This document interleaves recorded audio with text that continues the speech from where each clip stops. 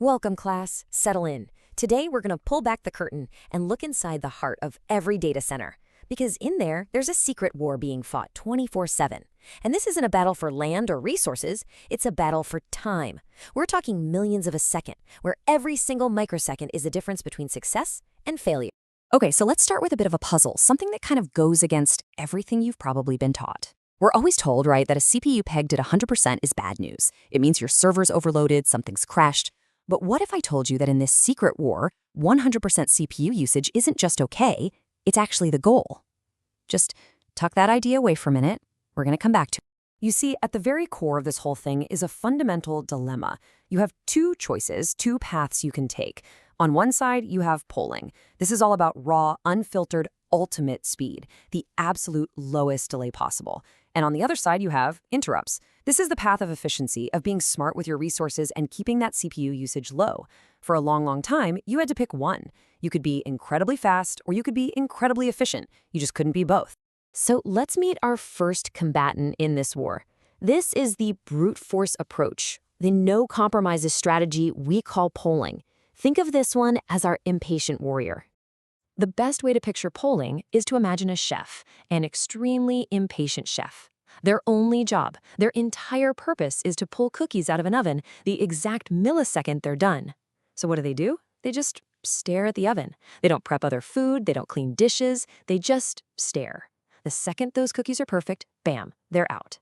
That is exactly what polling is. A CPU core dedicates 100% of its brain power to asking the network card one single question over and over and over again.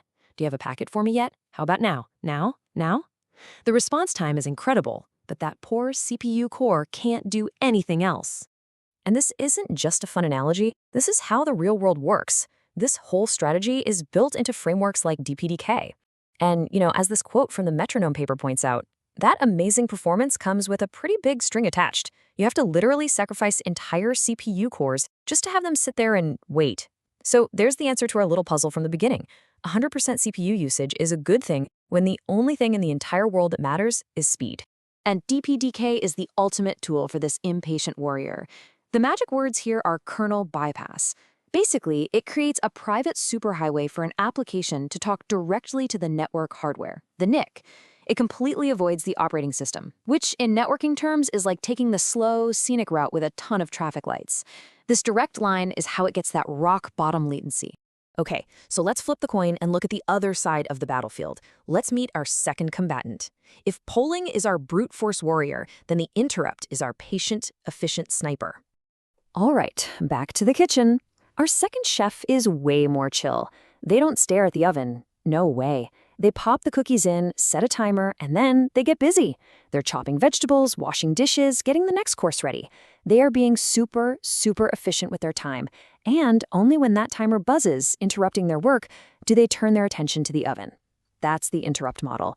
The CPU is off doing a million other useful things, and it only gets a tap on the shoulder from the network card when a packet has actually arrived. But, and this is a big but, that efficiency comes with a price tag. Just look at the data here from the FastWake paper. With our impatient chef, polling, the delay is a tiny 1.6 microseconds. But if you switch to our efficient chef, the interrupt, that latency jumps on average to over 10 microseconds. That gap, that little difference, is what engineers call the killer microseconds. For something like high-frequency trading, that delay is an absolute eternity. That's the cost of being patient. So now we've got a real problem, right? Wasting a whole CPU core is crazy expensive, but losing those killer microseconds is also crazy expensive.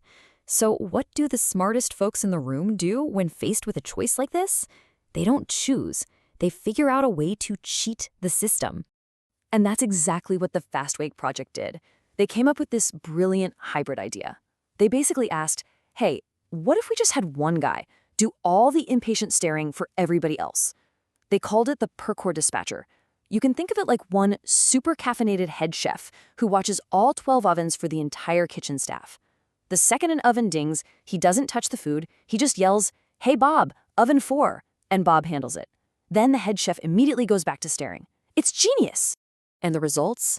They were absolutely astounding. This hybrid approach caught that latency penalty by a whopping 80%. You got almost all the speed of pure polling, but you got the efficiency of sharing the CPU core. They found a way to have their cake and eat it too. But they didn't even stop there. They also looked at the patient sniper model and said, we can make this better too.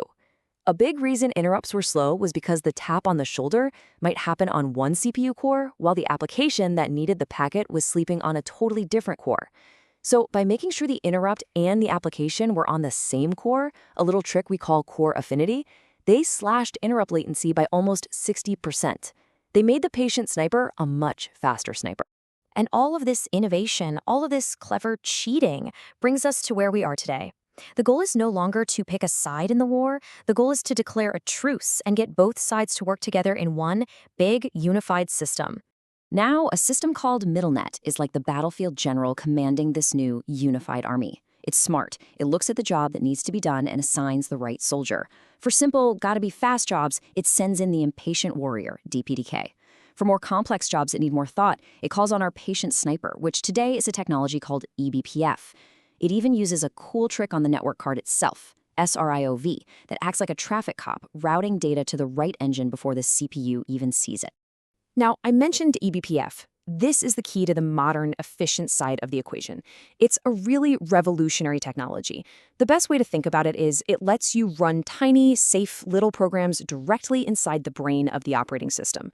These programs just sit there doing nothing until an event, like a packet arriving, triggers them to run. It makes that whole interrupt model programmable, incredibly powerful, and ridiculously efficient.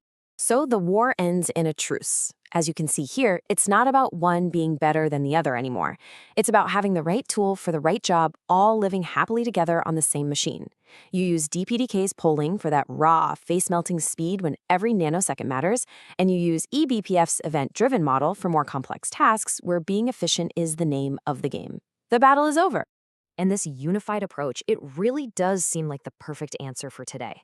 But it leaves us with one last question to think about. Hardware is getting faster and smarter. We have things called smart NICs now, which are basically network cards with their own brains. A lot of this work is moving off the main CPU entirely. So is the battle for microseconds on the CPU even the one that matters anymore? Or is the secret war just moving to a new battlefield, changing its shape but never, ever truly ending? That is a question for our next session. Class dismissed.